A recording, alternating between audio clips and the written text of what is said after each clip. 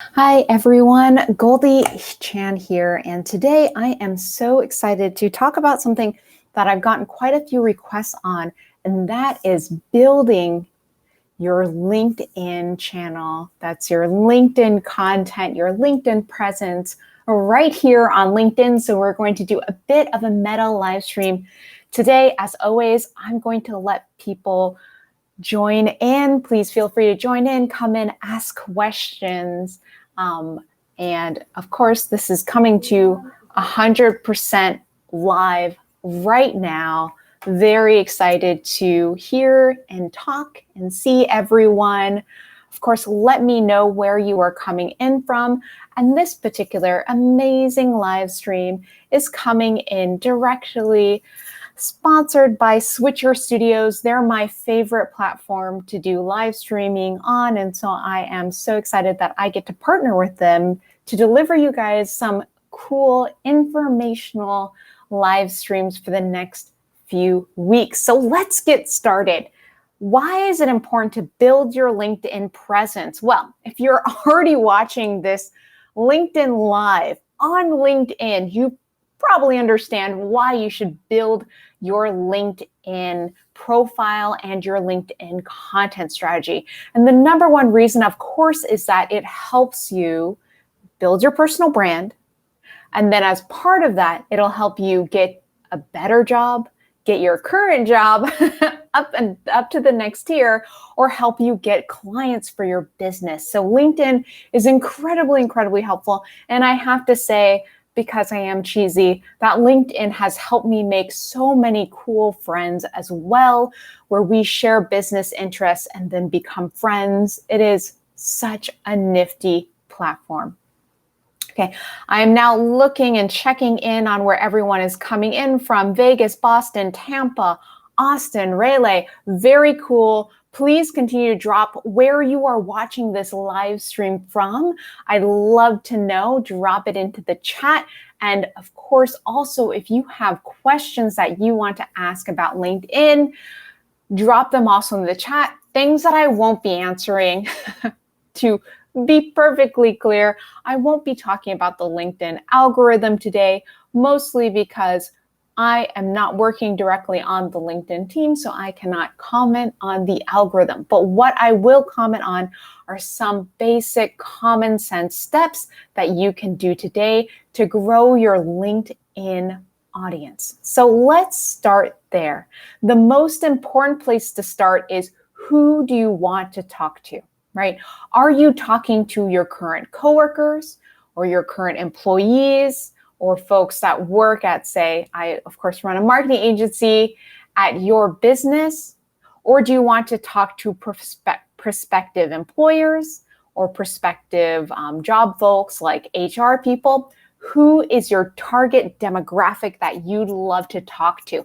And that's the best place to start, mostly because you need to know who you want to talk to in order to create the best kind of targeted content and to make sure that your LinkedIn profile has the right keywords. So we're going to go a little bit all over the place. I'm now looking at chat again. Hello to, we have folks from Dallas, one of my favorite places, Buenos Aires, New Haven, Los Angeles, where I am, Boston, Miami, so many great places. Thank you everyone for tuning in. So let's start with keywords. Now, keywords are not the same as hashtags. As you've probably noticed, if you've been on LinkedIn for more than a couple of years, there's been a surgence, and I'm not going to say resurgence, but there's been a rise in hashtags and people using hashtags. But more importantly than the use of hashtags on LinkedIn is the proper use of keywords. Now, what do I mean by that? I mean that if you, for example, want to be known as a technical qualitative engineer, that's the literal job title and the job that you're looking for, you have to make sure that that is physically on your LinkedIn profile, either in your title if you currently hold that position, or even in your title if you're currently looking for that position. And of course, if it's not appropriate to have in the title of your LinkedIn profile, to make sure that you put that in the body of your LinkedIn profile. And the reason why we do this is when we have HR looking for us, when we have potential companies looking for us, they are looking for certain keywords. So if we want to be known as something, we need to put those keywords into our LinkedIn profile. And of course, whenever we're creating content, writing long form articles on LinkedIn, or doing videos like this one, yay, when you are doing that, it's helpful to make sure that in the copy, you put in the really appropriate keywords. So if those keywords are, for example, technical engineer, once again, make sure that you put those keywords into your content. Find a way to organically and naturally have those keywords in there. Okay, so many new folks joining in. Thank you everyone for checking out this LinkedIn Live where I'm going to be talking about, of course, growing your LinkedIn presence. And the first thing I want to start with is LinkedIn keywords. So we just went over that. If you want to be known for something, make sure you put those searchable keywords into your LinkedIn profile and your LinkedIn content. I tend to tell people to stay away from keywords that folks are not searching for. Now, I know, and because I lived in Silicon Valley, I grew up there, there's a lot of job titles that don't necessarily translate into real jobs. And of course, Silicon Valley is sometimes the worst at this. There's a lot of made up job titles that other companies never use. So it is so helpful to use common terms that other people use. So you might want to go ahead and take out the ninja, take out the czar, take out the unicorn out of your LinkedIn profile, especially if you're running out of words. You want to make sure that you have the best and most optimized for SEO, that's search engine optimization, keywords that you can have in your both your LinkedIn profile and also your LinkedIn content. So once again, we started off by talking about demographics. Then we moved on to keywords. Now let's talk about something a little bit different. So now we know who we're talking to. We hopefully now know the keywords that we're targeting. And I just spoke about the importance of keywords, but let's dive a little bit more deeply, I think, into keywords. So keywords can be a job title that you're hopefully looking to get, or keywords can be what you do for your clients at your current company. For example, maybe you work in waste management. It's important to have the literal words waste management in your LinkedIn profile. Once again, because when people search either on Google or internally here on LinkedIn, they'll be able to find those amazing keywords and hire you for your job. And I can say this as a fact. I know a ton of folks who have gotten job offers or gotten clients because they have the right keywords. And when people went searching for people who could help them, consultants, etc., they found their profiles because it wasn't as much fluff. There were very powerful keywords in there. So let's talk a little bit about our LinkedIn profile today. And I will dive in a little bit later into content strategy. This is by no means a comprehensive course. Of course, a ton of those exist out there, but I want to give you some really quick and easy takeaways and some things to start thinking about when you're growing your LinkedIn audience and community. Okay, so when we move past keywords, I want you to think about how you present yourself on LinkedIn. So I know that now that we have things like LinkedIn stories, yay, we're going to have a profusion of more TikTok content, more Snapchat content, more Instagram stories content. We're going to have a lot of very diverse content that's being repurposed for LinkedIn. But be very careful about doing this. So of course, repurposing content is a marketing must. But when you are thinking about what is appropriate for a platform on LinkedIn, it is helpful to keep in mind that your potential employers and your potential clients are still on the platform. So if you want to be taken seriously, it's helpful to think about the kind of content that you're repurposing for the platform. Now, of course, the rules have changed, right? As we get into more short form, fun content, we're able to expand what is appropriate and what is fun and what is okay on LinkedIn by quite a bit. But make sure that you're never posting things that are offensive, that are overly strongly worded. And the reason for this is I'm not at all trying to censor opinions, but on LinkedIn, where once again, people are looking to hire either you for a job or you as a consultant, it's helpful to keep common sense in mind. Will people be massively offended by this on LinkedIn? And then take that common sense and make sure that you run it as a filter for all of your content. Okay, so let's get back to knowing who we're talking to.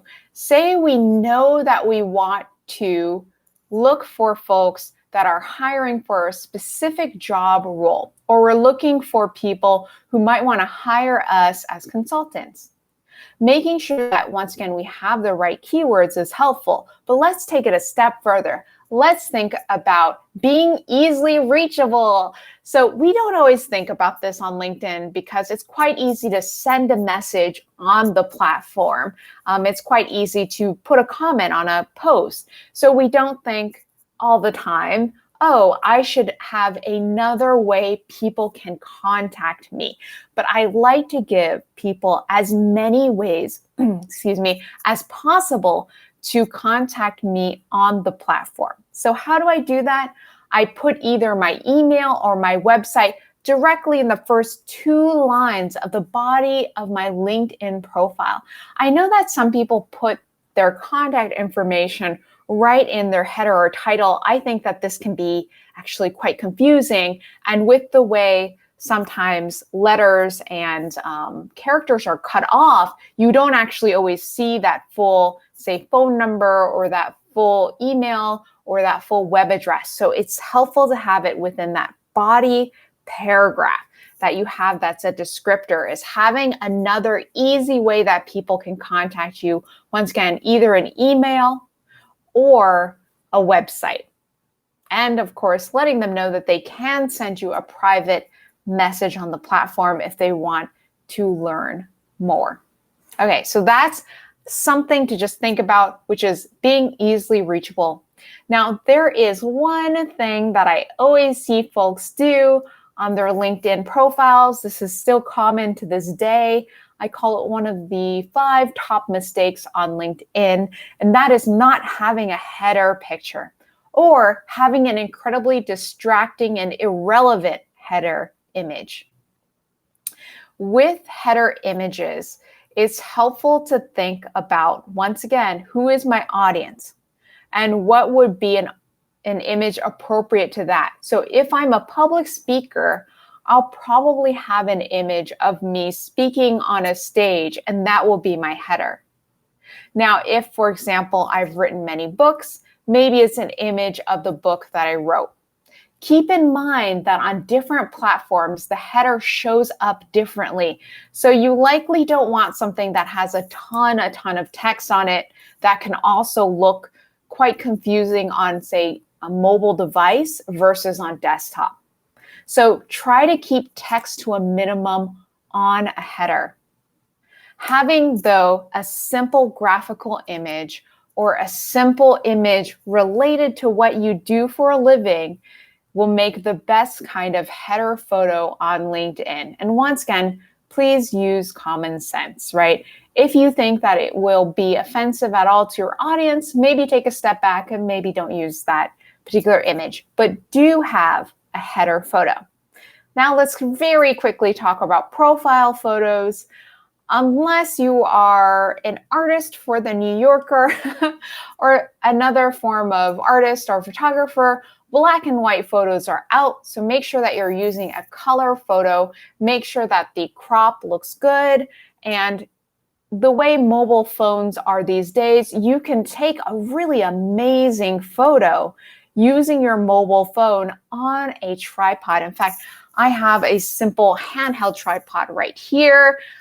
This just extends like this. So technically you can buy a simple tripod like this, just put it on a table and take your own profile photo that's you against a blank background or you against a pretty neutral background. I still see what looks like Facebook blurry photos of people, and it just is a little bit, once again, a little bit more unprofessional versus you can use your own phone and take a new photo today that is more professional and slightly less confusing. Okay, so we're moving down the profile on LinkedIn. I'm not going to do, of course, a comprehensive overview of the entire profile, but I want you to have some fun takeaways that you can do tomorrow. Now, there is a really interesting section that is often neglected as well, and that is the media section on LinkedIn. This is where you can do everything from uploading a white paper to a PowerPoint presentation that can be of, say, the products that you sell or the services that you offer or some of the work that you've done. This is the place to put all of your media, and this goes right below the summary section. So this is something to keep in mind that a lot of people don't often think about, simply because they're focused on writing all the content and they're focused on getting an image. So this is another area, the media section, that I also want you to think about looking at and adding in relevant material that can help you get hired or help you get clients. Okay, so we're not going to get too much into the rest of the ecosystem because I want to get into a little bit of LinkedIn content. And once again, feel free to drop me a comment on LinkedIn right now on this live. I will try to answer it. I'm taking a peek at it. Oh, we have somebody from Zimbabwe, which is very cool. Florida. Thank you, everybody, for tuning in. And yes, Jess, I cannot emphasize enough that for most of the content strategy that I do for my clients, common sense reigns supreme. In a world where common sense and common decency seem to be in question at times, I think it's important that we present ourselves and we think about ourselves and our brands with common sense and common decency. Okay. So how else can we grow our amazing LinkedIn audience? I went over a little bit of just basic 101 on our LinkedIn profile, but let's talk about content. There's so many different ways now on LinkedIn to create very cool content.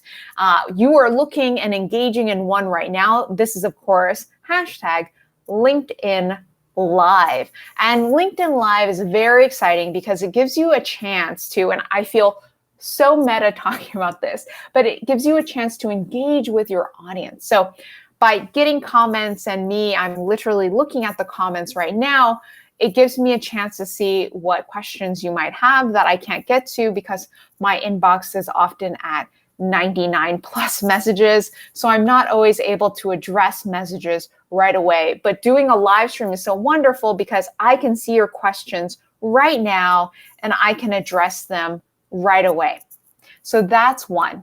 Now let's talk about something that I think is on everyone's mind right now.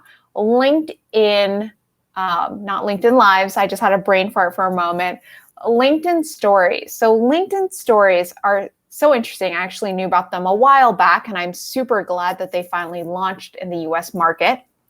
But with LinkedIn Stories, we want to think about doing bite-sized content that somehow showcases what we do for a living. Because once again, if we can have all of our content really revolve around what we do for a living or what we're interested in for our side hustle, our hobby, my last live stream, we can then get new clients, we can get new people interested in our business or get us our next job. So thinking about content through that filter works even for LinkedIn Stories. So uploading 20 or 30 LinkedIn stories that are not as relevant to what you do for a living might not be the best strategy right now on LinkedIn Stories, because what you'll find is that people will start tuning out if it's not relevant.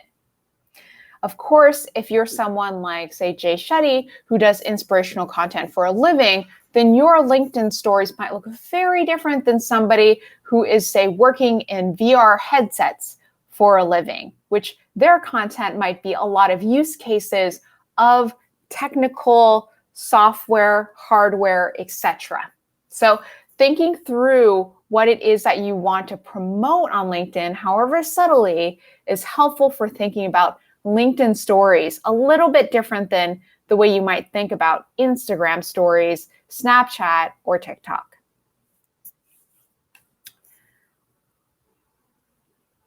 Okay, so Maria answered a little bit of what I think about LinkedIn stories is brand new. To be fair, I have been so overloaded with work that I haven't been able to do a ton of LinkedIn stories. I did the one. So I myself am guilty of not pumping out a ton of content all the time. And I did want to bring that up. When you are thinking about content schedules and content strategy, it's helpful to have a schedule that you can stick to. So I'm not committing to doing daily LinkedIn stories the same way I did daily LinkedIn videos for 2+ years because I can't commit to that schedule right now with my current workload. But if you can commit to doing, say, one LinkedIn video a week, that's already a really great frequency. Okay, so I'm scrolling up to see what other questions we have. What are my thoughts on LinkedIn polls? Okay, so with LinkedIn polls, I think that these can be very fun to do. And once again, I want to tell everybody how important it is to filter things through what it is that your personal brand is. So, and personal brand 101 right now, here and now. I always think about personal brand having 3 keywords. I call them soft keywords and hard keywords. And a soft keyword is, say, that you're warm and that you're funny or that you're sarcastic or that you're intelligent. These are all soft keywords. And our hard keywords are going to be things like engineer, writer, marketer, leader, etc. Those will be our job roles. So we want to filter all of our amazing LinkedIn content through our 3 keywords. And this is, of course, a slightly different philosophy than other folks have. Some people believe that LinkedIn truly is the place to directly put any fun content that they have, and they're seeing quite a bit of views for some people doing the fun content. But I'm not here to tell you how to necessarily just get a bunch of views. I'm here to help you get your next client or help you get your next job. And I think a lot of people are on LinkedIn for that particular purpose. And if you are on LinkedIn to simply grow an audience, then yes, of course, more spectacle-based content will help you get more views. But what those views translate to can be significantly more difficult, especially if you are not trying to be, say, an influencer on LinkedIn for a living, which I honestly laugh at sometimes since I helped originate that category. Okay, so we went through LinkedIn polls, we went through LinkedIn stories. Can you do LinkedIn stories on a company page? I believe right now, no.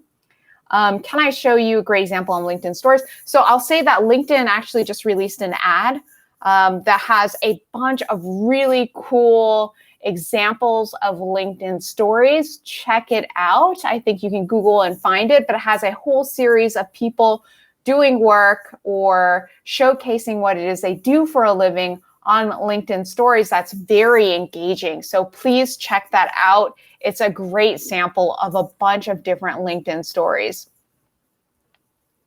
Another question, with these new features, isn't LinkedIn evolving to be more like Instagram or TikTok? Honestly, I think that I always think about it in terms of cooking, right? So we can make 2 very different kinds of meals in the same pan. So despite the pan, which I think is the format of short form content, being the same, the audience or the final meal might be different. And that's, to me, the difference of LinkedIn. So that's why I caution people to not directly dump all of their TikTok content onto LinkedIn stories, Because if you're using LinkedIn to once again get a job or get your next client, it's not necessarily going to be the most appealing meal for them to see only your TikTok content immediately dropped onto LinkedIn. But once again, if your goals are different, if your goals are to simply get a ton of views, it's of course a completely different strategy that I'm not necessarily talking about today. Because what I also want to help you do is, if you're not building your community to get your next job, you're say happy at your job, or you don't need more clients, you're full up, that's amazing. Congratulations. I think that LinkedIn is still a helpful place to build an interesting community around you of like-minded individuals who have the same, say, small business or this same career interests, the same job roles, etc. And in order to do this, it's helpful to say, talk about those business interests. It's helpful to talk about those job roles.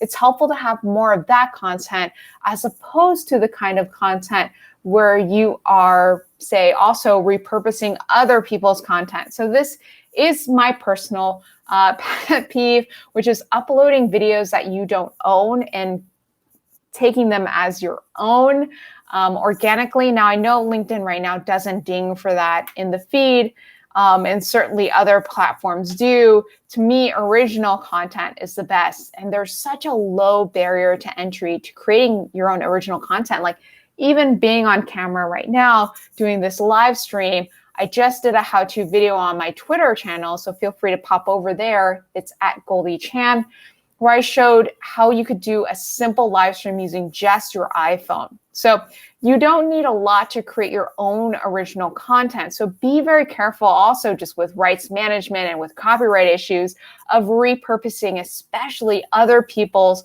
video content, because LinkedIn might not check now, but it might check later. So that's my cautionary tale on reusing other folks' content.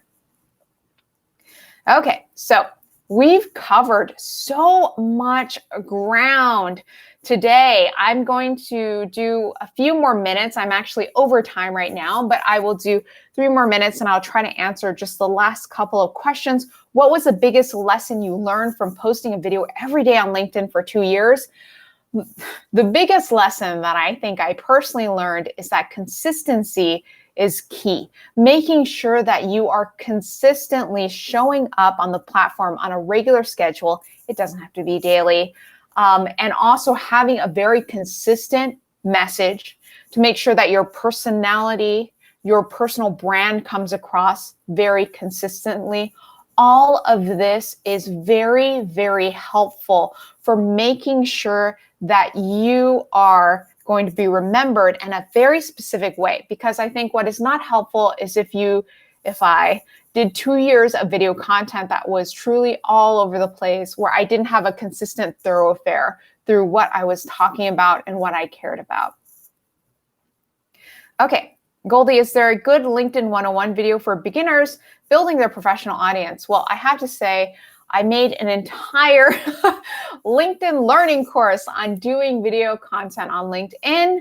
And also, please check this out later. I am going to release in, I want to say 2 or 3 weeks, a new video, which I might also then drop on LinkedIn since you are asking for it, on thinking about content strategy just for video in general. And video really for people who are looking to get their next job or looking to build up their audiences as entrepreneurs. So I hope that will be helpful. Once again, if you're looking for a great just how to build communities in general, I have a course on that on LinkedIn Learning. If you're learning how to do LinkedIn video in general, it unfortunately doesn't include LinkedIn stories.